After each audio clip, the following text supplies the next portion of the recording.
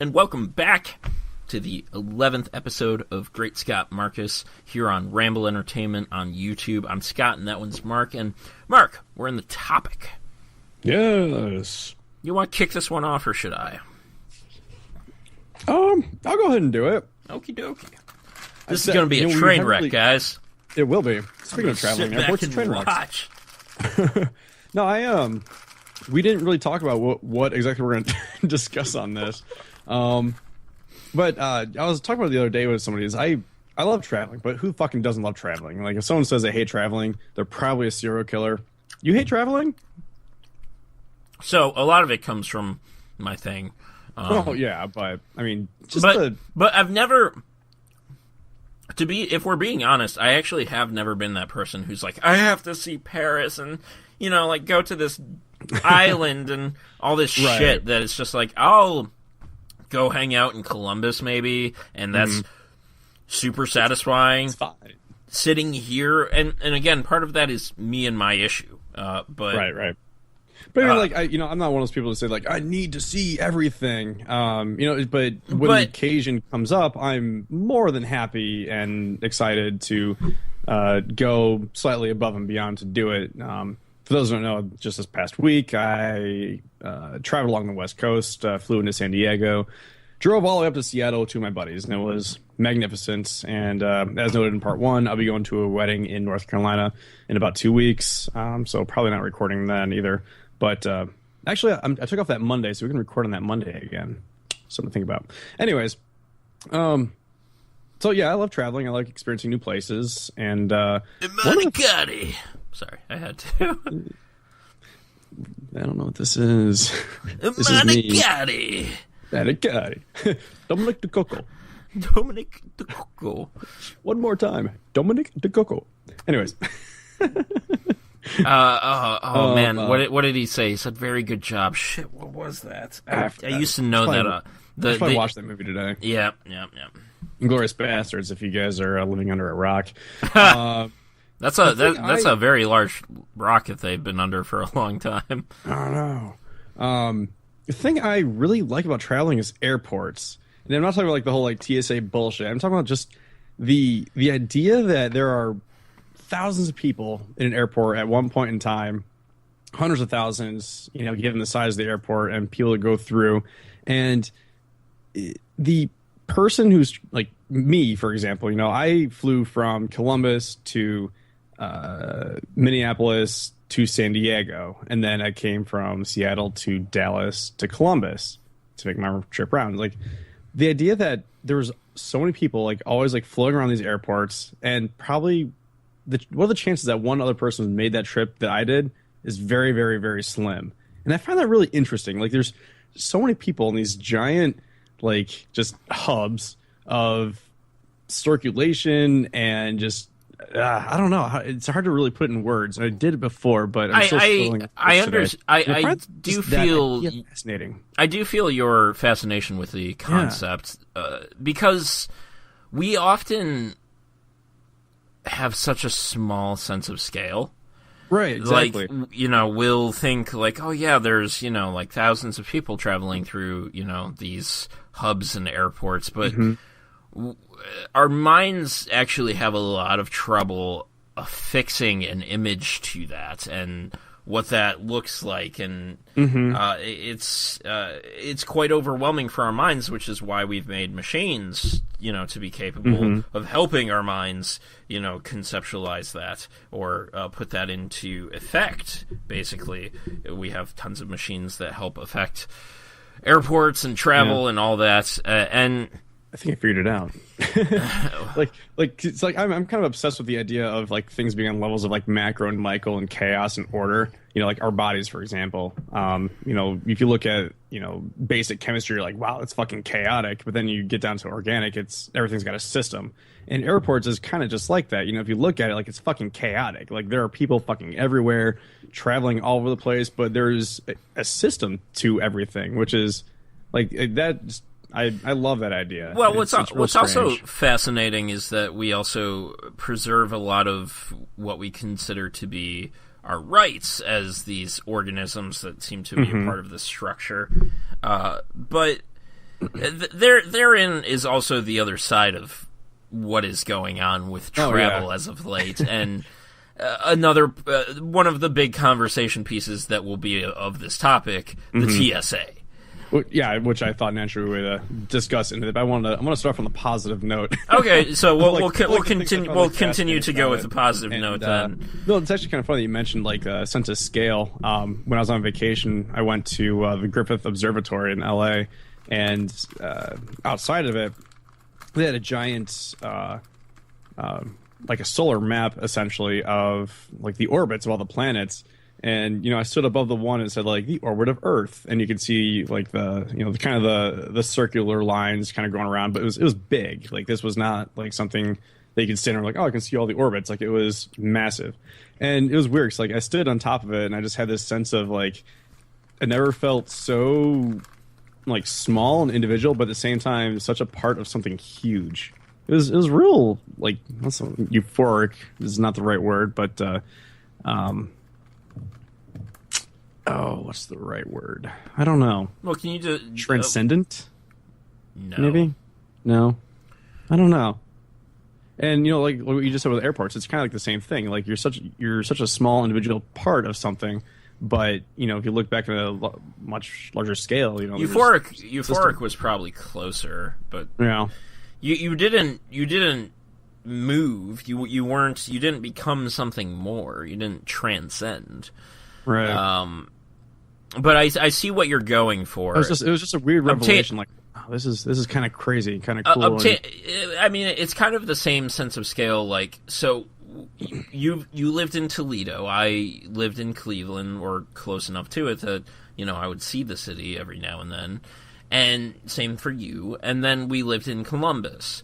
These are small cities compared to the super cities of the world. Right. So, like I visited Detroit the one time as one of the first largest cities I've ever seen, and like that, actually seeing this thing, this massive human construct.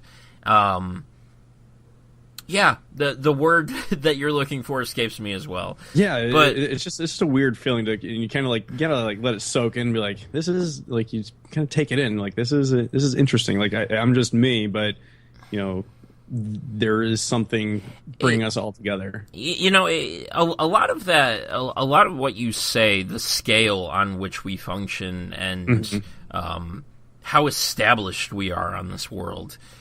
A lot of it really brings me back to, and this is going to be a bit of a ramble, and it brings me back to one of the podcasts I frequent. They were talking about like evolution and how would there ever be an opportunity for another animal to evolve, and it's simply a fact of we would never let it happen. Whether it was intentional or not, because we're so established that if something tried to come up around us, it would just be in the way. And the same thing applies to AI. This is a podcast that also is very doomsayery about AI, and fuck off. You are not restarting my computer.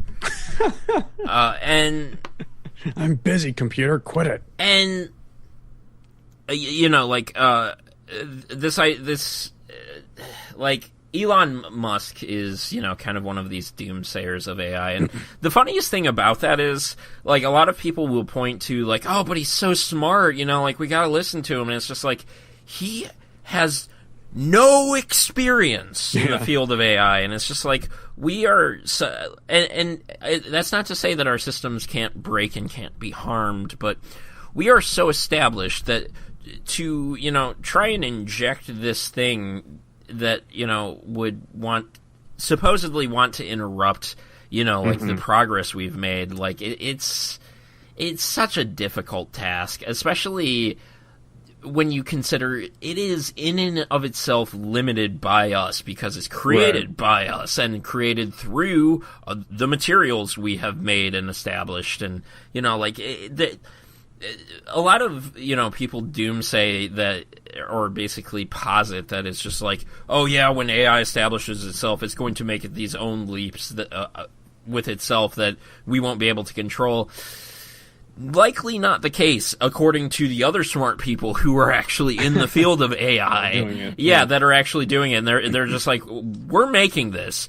So, by all intents and purposes, we are the ones who are telling it how to think, which means it cannot think beyond us. And it's just, there is this it's amazing how these things are so linked and how they will so butt heads, because it's just like, we are so established on this world. It's just basically an AI would have to become the ruler of like Africa to really, be able to challenge. Yeah, like there's no way. I don't know. I hate to be that guy who's just like, there's no way, and then it's just like, it got a hold of a nuke because someone's really stupid. Yeah, like shit's probably gonna happen, but it's. So anyway, moving into... We digress. Moving into negative stuff. It's... I guess before I get on the TSA, the one thing I do want to say is... I want to visit Columbus, especially before you potentially move elsewhere within the nation, if that even happens. If it happens, we'll see. As soon as I grind out these job applications in how many years have you, said it's going to happen? I mean, I've been at this job for a year and like 8 months now, and I remember when I was in Toledo, I was like, I don't want to move back to Columbus, and I fucking did it anyways. I hope, because that's something you really want for. Yeah. But at the same time, it's like, if I'm being realistic, I'm like, I've got about 3 years left to visit Mark, so I'm fine. So, right. For me, traveling is one of those things that is kind of like Avatar. I think that's like the perfect movie example where it's just like so many people like it, and it's just very established, and there's a good amount of hype around its sequels that James Cameron might never finish because he just might continue to make sequels and never release them. He's up to 4 now, I believe. Yeah, I think so. And but you and I are just like, fuck Avatar, where it's just like, but we don't really speak up about it. It's just kind of like one of those things where it's just like, it's really popular, and fuck it, whatever. Hopefully, the sequels will actually be a letdown, and then we can actually be a part of the majority. But yeah, it's just one of those really popular things that if you're with it, you're with it, and that's great. And it seems so hype, and you're just like, how can anybody hate this? And I don't hate it. But I'm just like, I don't fucking need to travel. It's so popular though. Like it's kind of funny how people will say, like, if you describe yourself in X amount of words, or in a internet biography, like on Twitter, Facebook, whatever you want to say, it's like, I love to travel. It's like, who the fuck doesn't? Like, that's at least like 26 characters you could have spent saying something else about yourself. I mean, I absolutely have met people who are just like, I don't want to travel. I like where I'm at. Really? Absolutely. You cannot ever sit anywhere and think that this kind of person cannot exist. That is absolute bullshit. Yeah. It's just it's mind-boggling to me. That's just another one of those. Says, I don't like traveling. Like, I'd be like, wow, I don't know how I feel about you as a person anymore. I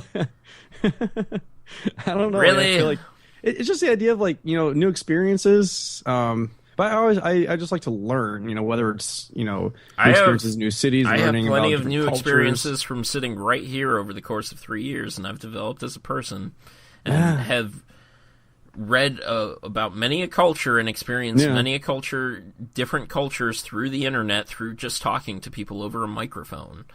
I'm not saying I hate travel or don't want to travel, although many times I don't want to go anywhere because I am kind of chained to this style of living to reduce my pain. Yesterday, I went to my brother's for kind of a family event, and I didn't want to go because I was having a bad day. But I went, but then when I was there, I was just like, please don't talk to me. I didn't say that to anyone, but that was in my mind because, it was just a really bad day. I was having stomach issues and pain issues, and it happens. Yeah. But yeah, don't get it in your head that such people don't exist, or like you don't that you don't want to talk to such people. Yeah. And it's kind of one of those like chemical response things, and like you can't walk in that person's shoes, right? Kind of thing. Until I actually finally walked in these shoes that I'm currently in. I want to travel, but I want to go to Myrtle Beach. Maybe all right, so like I definitely want to see Japan, but I do not want to fucking travel to Japan. That is so cliche and so offensive. Japanese culture is so important to the Japanese that I want to study. I want to spend a year studying it, and then if I'm going to be there, I'm going to be there for some months, trying to immerse myself in it, trying to be as least offensive as possible, right, and being a part of it. Same thing with South Korea. It's just, I think, for a lot of the people who are just like, well, I don't want to travel, it's more of, I don't want to be a fucking American. Yeah, you don't want to be a tourist. You want to blend more with the locals and actually like soak in. Like I feel like if you learn stuff about a culture, like I just traveled like across the country, like not much culture change. Obviously, it's California and Portland. But if I were to go to again like a different country like that, like Japan. Even Europe, I feel like it's definitely beneficial to you, and the culture would appreciate trying to learn about, what you're going to immerse yourself into before getting involved in it. I was talking to a Canadian man one time who went and visited Europe, and he was very much, of the same mindset as myself. And that's not to say that, like Europeans can't come here and completely do the American thing, or, right. Canadians, or et cetera, et cetera. Yeah. Doing the American tourist thing for anybody is pretty easy. It's kind of more of a human thing. But he was there, and then there was this American Texas girl there who, would even do that American thing where it's just like, we brought you freedom, and it's just like, no, we fucking didn't.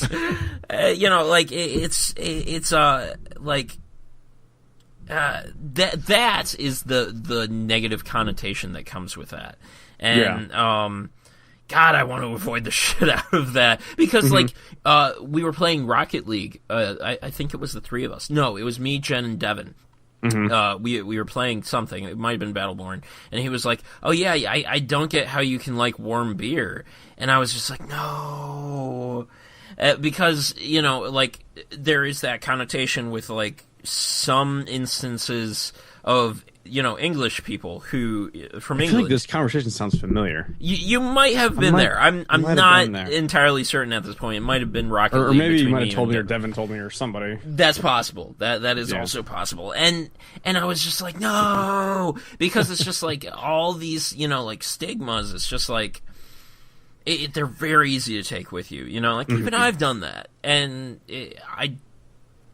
That's why when when it's just like somebody's like, I love to travel, and I'm just like, I don't, because I don't want to be considered lumped in with that group. You don't want to be a tourist. I don't.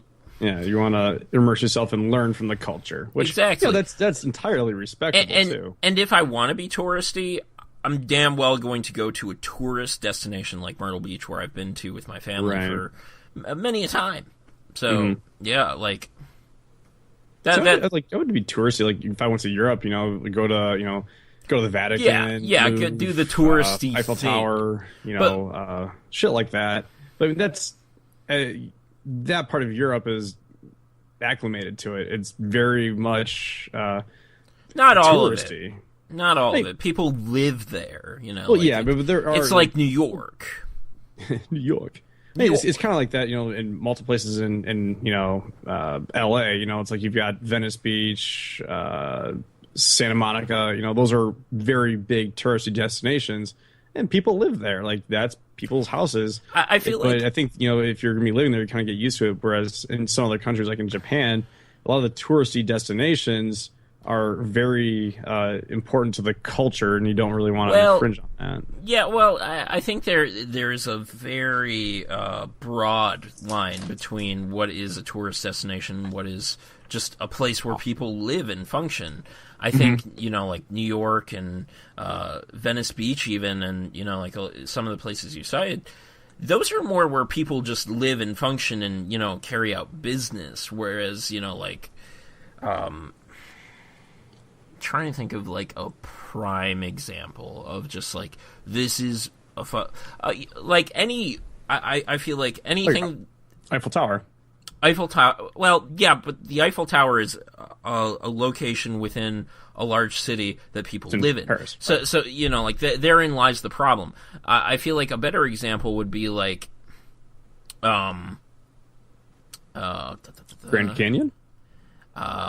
No. Normandy. Normandy basically is a tourist destination. That would not. A tourist destination would likely be defined as a place that its basic source of revenue is based on tourism. Tourism is, you know, like its economy. Again, returning to the one podcast I listened to, the one gentleman visited Iceland. I think it was Iceland. That'd be a cool place to visit. and their primary source of revenue is tourism. And it's just, and you know, like, yeah, people live there and they do business there, but there aren't businesses establishing themselves there because that is where you do business. You know, like a bank isn't, you know, moving up to Iceland.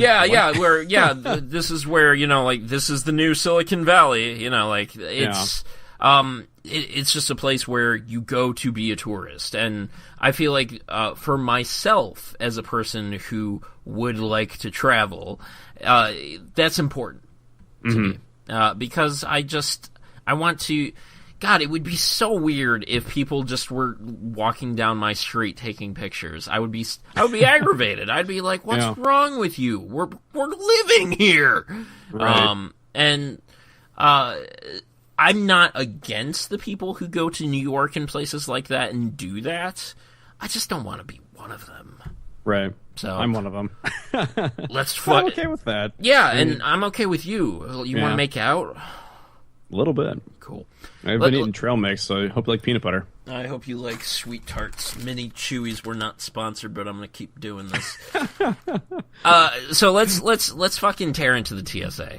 So, I personally I don't have a problem with it because and that's part of the problem. I don't know why. Like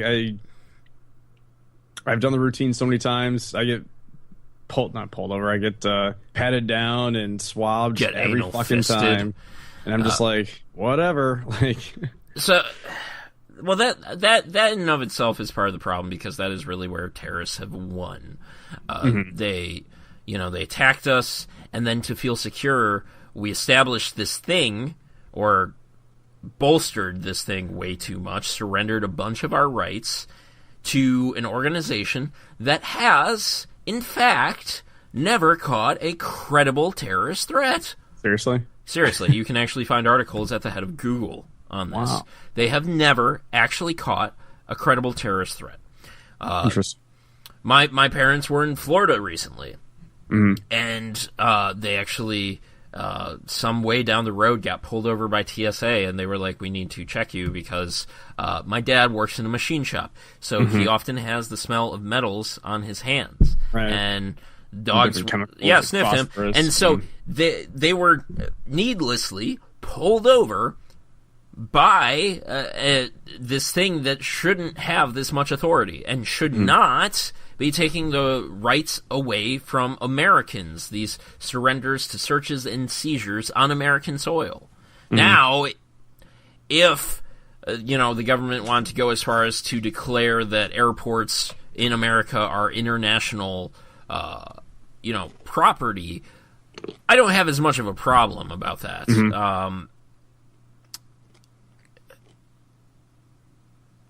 I'm realizing now that the chewing is actually coming through the mic, and I feel like an asshole because I hate chewing on headphones. My bad. It's fine. I completely didn't realize it until this moment. Well, maybe we're gonna make everybody hungry. And they're like, God damn it, I need some trail mix. I just hate it so much on headphones, and I know there are others out there that are like me. Yeah, like it's just, and then they, so the TSA. Never, or at least not notably or not unclassified, has ever caught anyone. Right. And then, these attacks happen, and we're delayed further and forced to sleep in public areas, in airports, to feel safer? What do you mean? Like, well, that is the only purpose the TSA can serve at this point, because they're not doing anything except slowing us down. So that is the only reasonable purpose at this point that they can serve. They have not stopped anyone since 2001. That was 2001, right? 9/11, 2001. Mm-hmm. Yep. I guess maybe, it could be just preemptive too. Like if, someone's going to, I don't know if you should say this on the internet. If someone's going to bring a device to bring harm to a number of people, they're not going to strap it to their body and go through TSA because they will get caught. So it's like, just because they haven't caught anybody doesn't mean that it's not preventing anything either. Basically a preventative measure is a preventative measure. Mm-hmm. But at the same time, does it need to be the way it is? Do we need to submit to illegal searches and seizures? Yeah. Could it not be as simple as you are choosing to board this plane, therefore, you must submit to this search and seizure? Okay, I sign up for that. It's just, it's this. We have to be careful with erosions of rights, because that's where things in history have gone awry. And I don't think the TSA is a step in the right direction. Right. I think... Especially with this, especially with how travel has been so held up within the past month. Well, it's been pretty bad. Like, you should be at the airport 2 hours before, and 3 hours. 3 hours long, because when I flew out, I cut it a little close. I wasn't running to my gate, but I usually like to be at my gate a half hour early, before boarding time. But I guess the reason why I'm also not, I don't have any issues with it is I've never felt violated, but I've also done certain things that prevent it. For example, checked bag. I will almost always check my bag because, obviously, there are certain things I carry on there, like a bottle of hairspray. You can't bring that in a carry-on. You can't do it. Fluids more than 3 ounces, you just can't do it. But I'll have a bottle of shampoo with me or whatever. So it's I put it in my bag, I check my bag, and it probably goes through some X-ray machine behind the scenes. You don't see it, but I'm not aware of my bag ever being opened up. I'm very organized. My shit is always the exact same when I open it up. So it's I feel like that's not being violated. And like I said, I get flagged when I go through the scanner, and I get pat down because I light up like a fucking Christmas tree with all my hardware. And despite that, I still don't feel violated. I don't feel like my rights are being really... Well, you're also not of any skin color other than white. True. And True. Is that fair, to those who are American and are Arab descent, or even Latino descent, or heck, an off color of black? It's just, it's. I don't think they still do random Random checks.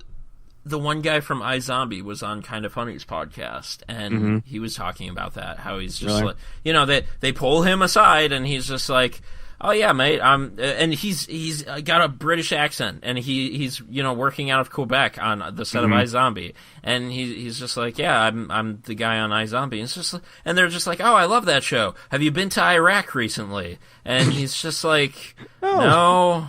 And they ask about places ISIS has been in Syria and stuff. Yeah, he was talking about this openly on a podcast, and he's just like, yeah. Yeah, I feel like that would make me uncomfortable. Yeah, and it's just, like, it's kind of another one of those things because we don't see it because we're white people, and it's just like, I was talking to my nephews the other day, and I was just like, I would not have believed it until I saw it. Like, you hear from black friends, I have black friends, you have black friends, you hear from them, it's just like, like segregation, especially with police, and...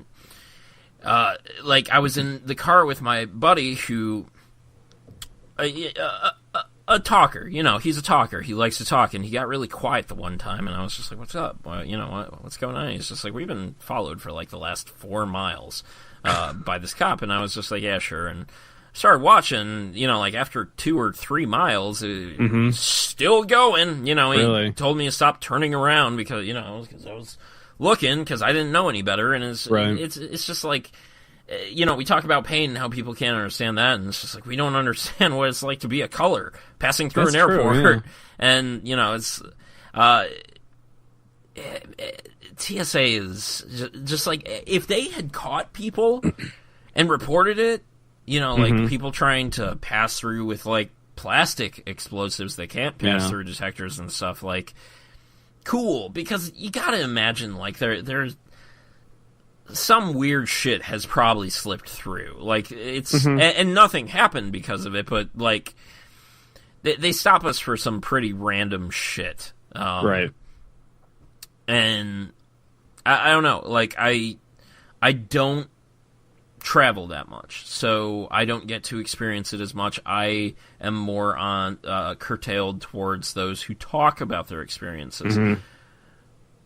But as a person who stays very informed, it makes me want to drive a lot more because it's just and then it's just like, so these people don't need to fly if they want to get to us. They take boats. They buses. Trains. They travel by cars. Like it's just like we put so much power into this thing where it's just like there are other methods of travel. Like it's more than just airplanes that can be compromised. Yeah, like they don't need like sure we were attacked with airplanes, but. It doesn't just take airplanes to attack somebody, like there are plenty of ways to attack. Like they're attacking our minds, man. I don't know. I don't know. Like I just, man, I actually do look forward to my next time in an airport to actually get to. I feel like it's gotten easier over the past couple of years. In the sense of the way it is now, like right now, like I want to see that. Just because I want to know, like I want to be able to observe it. Because people sleeping overnight in airports for the plane they were supposed to catch the other day, like that they missed because they were stuck in TSA line. Yeah. So somebody missed their plane 3 hours ago because they were stuck in a TSA line. Are you kidding? I think 3 hours might be partially their fault, though.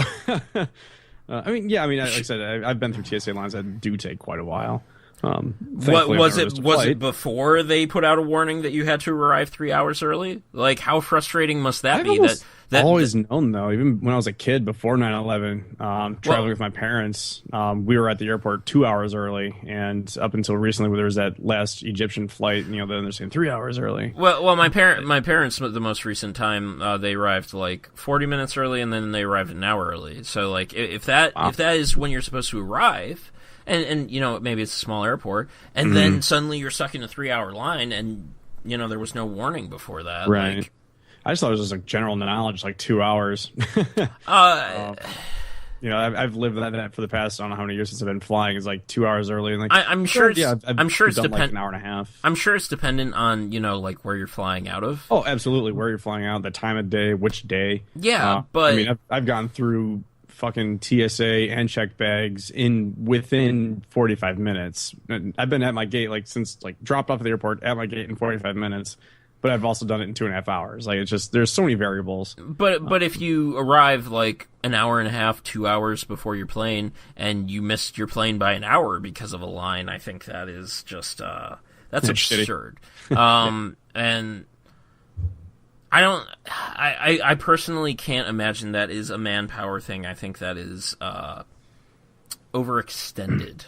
That is a system that has overextended itself. Well, it's kind of a slightly ironic, coincidental. Just the other day, because I'm not sure if it was after or before. I gave you these ideas. Delta actually is. They put like $1 million in this new system of TSA and like the scanning and stuff like that down in Atlanta. With how you check your bags and how you like go through the scanners and stuff like that. And it's supposed to be a lot more efficient. So hopefully that gets implemented more than just a few Delta terminals in Atlanta. It goes all over the place. But then you're looking at that's Delta and not even the TSA itself. And it's just like... Well, yeah, it's true. I mean, Delta is the one who made the efforts for that. Not, right. Exactly. Maybe in I want to read on it now. Maybe it was in conjunction with the TSA, but it's just like you think of the TSA and they're not the ones coming up with the solutions. Right. Well, they're not coming up with like the technology behind it either. Like the body scans, like that was who the fuck knows who thought those. It's not like the TSA was like, all right, let's get a bunch of scientists together and figure this thing out. Like, no, there was someone else that was like, okay, we've got this technology, TSA is going to implement it. So hopefully the TSA can implement this Delta thing, TSA style of getting through the lines. It's disappointing. Especially, I mean, like, yes, Brussels was attacked. Well, and that wasn't airplanes either. It wasn't. And it was a major attack. And it's a damn shame. But Brussels didn't have... all these airports around the world that aren't American don't have the TSA like that. Their airports function kind of like a pre 9/11 America. Mostly. I mean, there's still TSA in like third world country airports, but it's not nearly as... doesn't... it's... And they're not being attacked. And yes, technically our way of life is the one that is targeted, but like technically that also applies to Europe and Japan and South Korea and all these other places that aren't being affronted.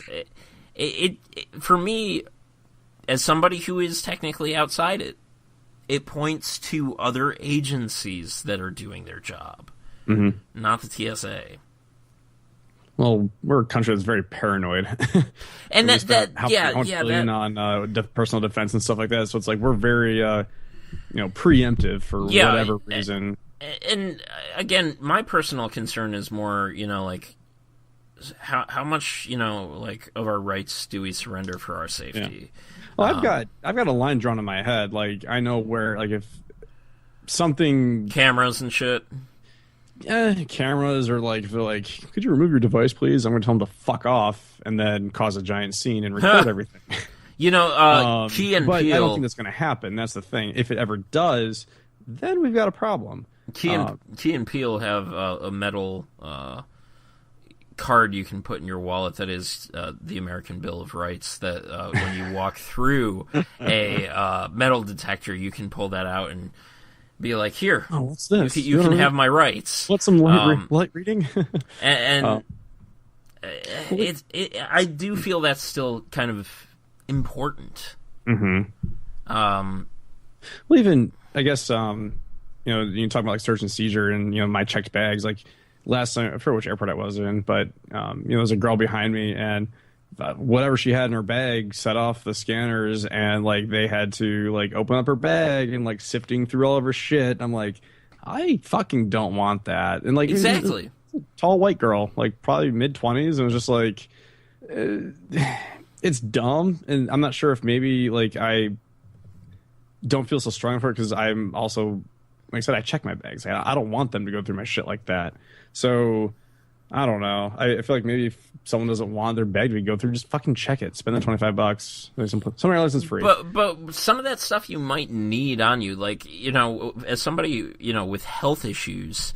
I take a carry-on bag. Like I take my laptop with me. But it's just like some of that stuff you don't want searched. Like I don't want people knowing, like that I have a pile of pills in my bag.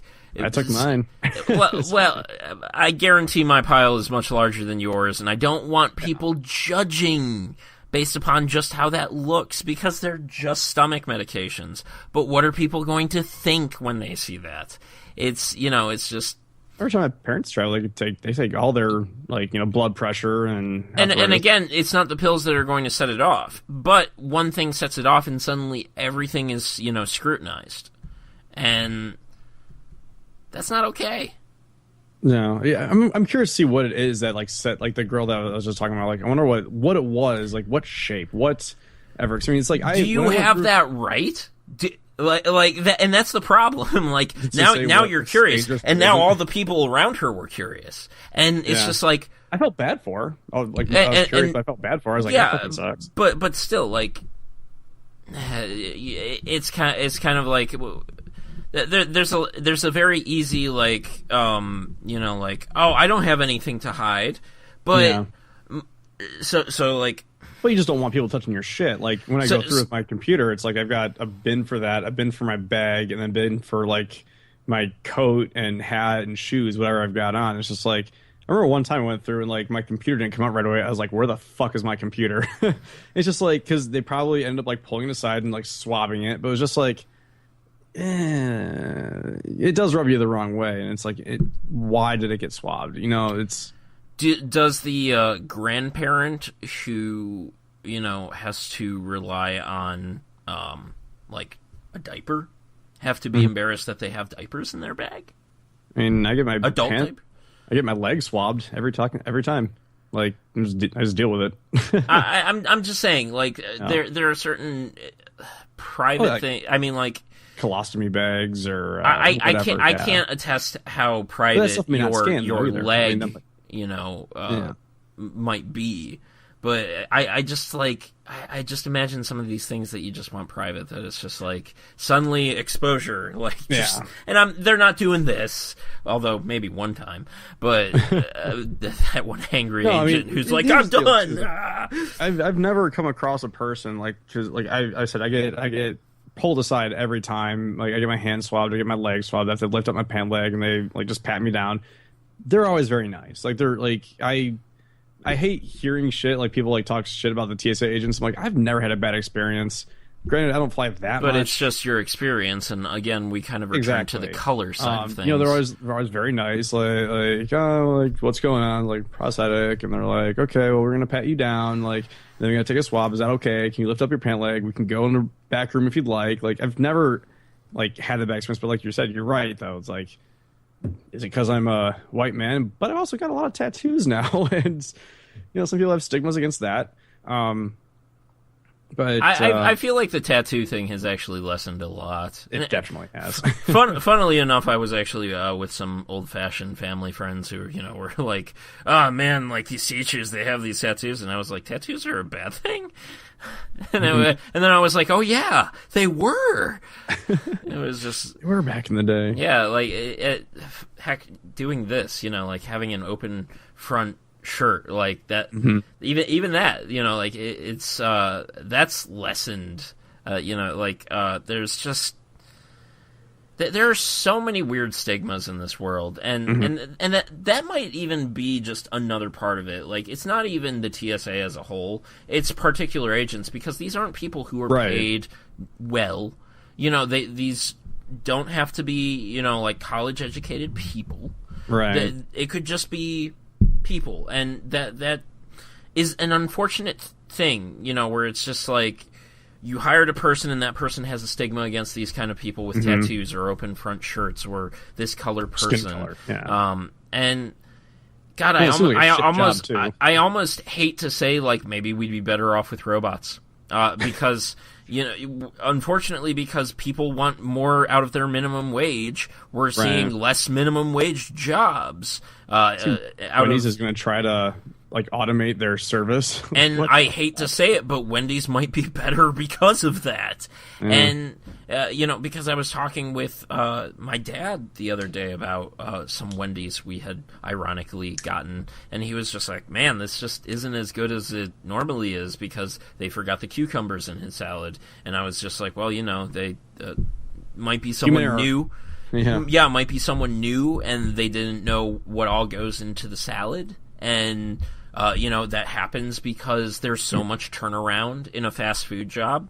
Yeah. That it doesn't have human error, robots. But also, I mean, but robots have robot error, so it's just like ID10T problem. What? It's a very interesting world that we're coming into, and it's very interesting how a lot of these are the conundrum of the TSA, and it will be quite something to see what happens, especially after this time period with the TSA. It's like we're coming to a time of a weird blend between Idiocracy and iRobot. I feel like going to be this over expectation where it's just like robots, they're going to be able to do so much. No, they're not. Yeah, you'll be shocked. And with the TSA, the one senator asked that the TSA head step down, and all the news is getting and the kind of I don't want to say outraged, because I don't think people are outraged. They don't seem outraged. They're just incredibly unhappy that they have to sleep in cots in an airport. I'm just wondering what the fuck it's going to take, to want change out of this thing. Yeah. Because I don't want to sleep in an airport on a cot. I don't want to wait 3 hours to have my shit rummaged through. I mean, that's the thing. Like it shouldn't ever take that long. I think that's the problem. I think your TSA line should be efficient no matter what. Mine's always been fairly efficient. I think I was in line for about 45 minutes one time, maybe an hour. No, 45 minutes is about the longest. That's good. But yeah, I've never been held up for hours at TSA. I don't know if that might happen, maybe if you're flying out like a Friday night at 5 o'clock or something like that at LaGuardia or JFK. But I've flown out of LAX, I've flown out of Atlanta, Dallas, Fort Worth, some pretty big fucking airports, and I'm a not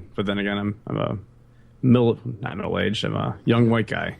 So nearing middle-aged white guy, and.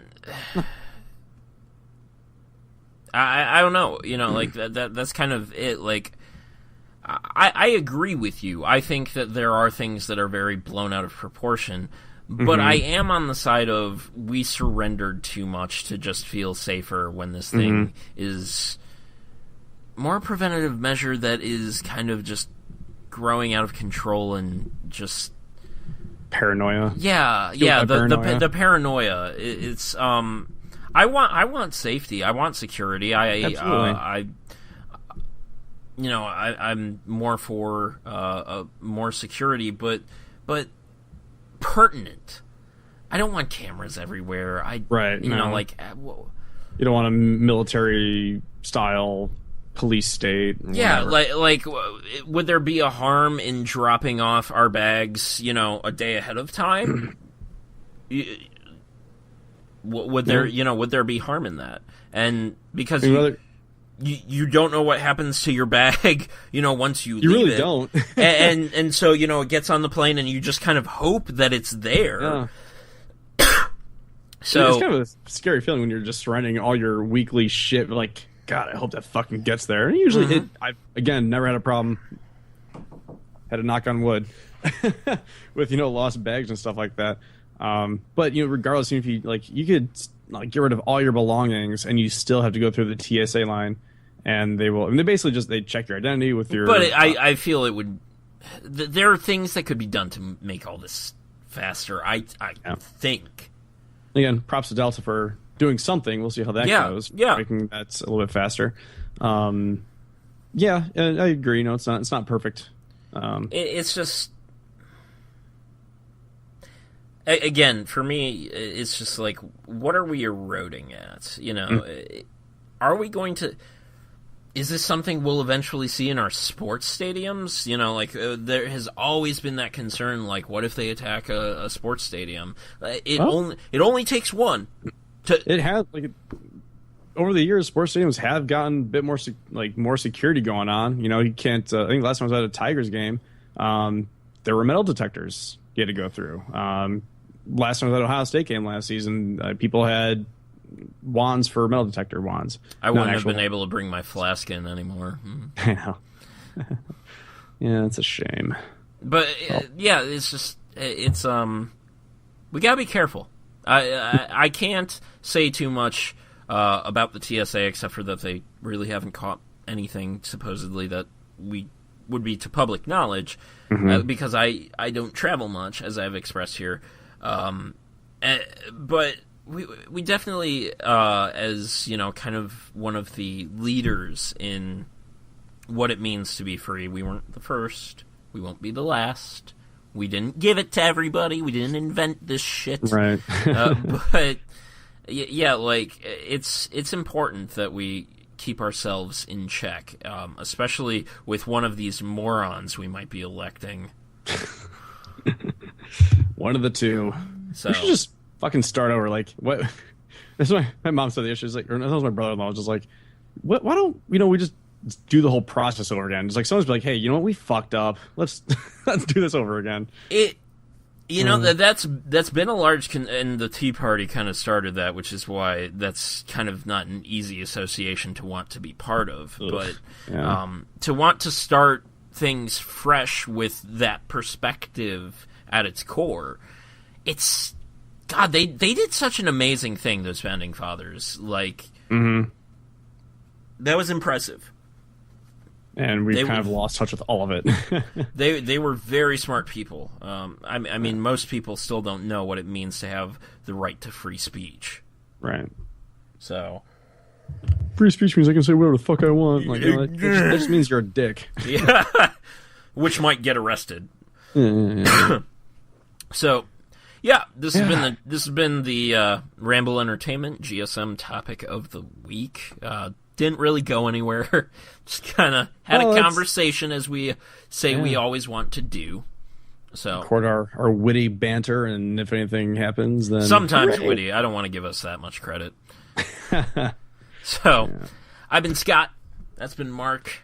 You guys out there have a good one. Like, subscribe, share if you feel so inclined. Remember, as we're small right now, means a bit more, a lot more actually, a ton more. Like if we get one more subscriber, I'm gonna be like, ah! It's kind of like it's the internet version of shop local, buy local, eat local, subscribe local. Well, Sure. I mean, you don't have to be locally. You can be in fucking Florida if you want to subscribe. Yeah, that's where I lost you. I was like, that guy in Indonesia who's been watching our content. Helping out the small businesses is essentially, what it's talking about. But yeah, it's been good. Good to be back, and see you next week, and do good things. It was a good one to come back to. Yeah. Do good things.